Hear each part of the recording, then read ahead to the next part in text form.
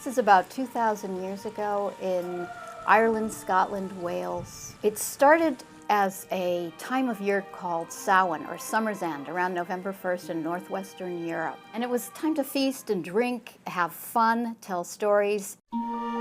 She is Somerville-based writer Lesley Bannatyne, who's authored 5 books on Halloween.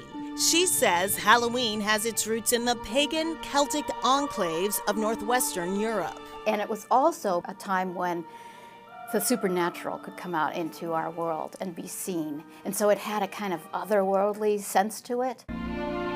About 8 centuries later, the Catholic Church replaced Samhain with All Hallows' Eve, later shortened to Halloween. It was Christianity's time of year to pray for the dead.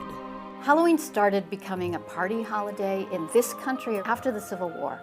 And the first costume parties happened about then.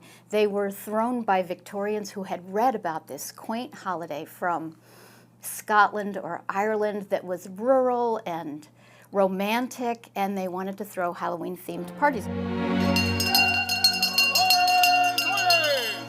this year of our Lord, 1692, Bridget Bishop hath been accused of sundry acts of witchcraft.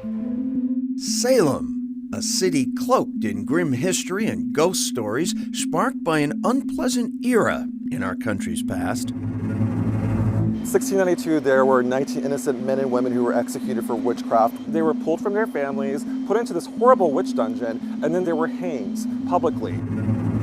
So that's going to leave a psychic imprint on a location. I'm sorry, it's just going to. Sam Baltrusis, author of Ghosts of Salem.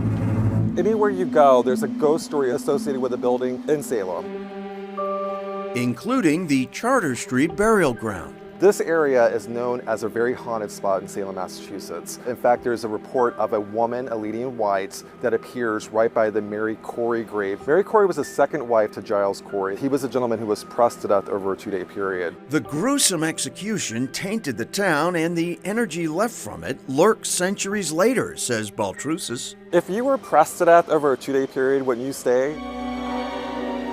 Feet from the burial grounds, abutting the Salem Witch Memorial, stands a house where eerie entities may still reside. Right behind me is the house known as the Samuel Pickman House, and it dates back to the 1600s. Someone was taking photos in the windows, and they spotted what looked like a kind of a ghostly face peeking out of the window. So people say that there's like a kind of a negative energy associated with that house. Mischief is another way spirits communicate, or so says Baltrusis, based on an encounter he claims he's had with the ghost of Bridget Bishop, the first woman hanged for witchcraft in 1692. When I first started giving tours, I was told that this was where her tavern was. I said, oh, she was a tavern owner. Well, while I was giving the tour, an apple mysteriously rolled from the corner and rolled up to me.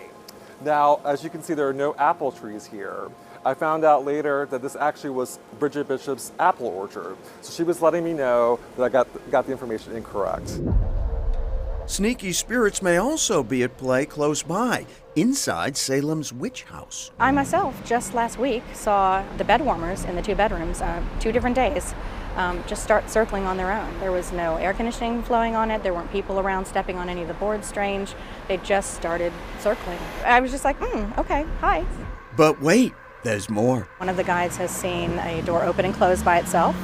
Someone else was here alone at night, and several of the pictures fell off the wall at the same time. There is a perception the house was home to witches.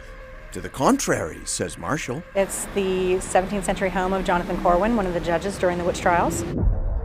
Marshall says it's unlikely that the ghosts of the witch trials haunt this house. Rather, she says it's the spirits of a different tragedy that reside here. Elizabeth Corwin gave birth to 4 children in her first marriage, and then when she married Jonathan, here in this house, she gave birth to 10 more. So 14 total, but only 4 of those survived to adulthood. There was a lot of grief and sorrow here because she lost 10 children. Much of that would be absorbed by the walls.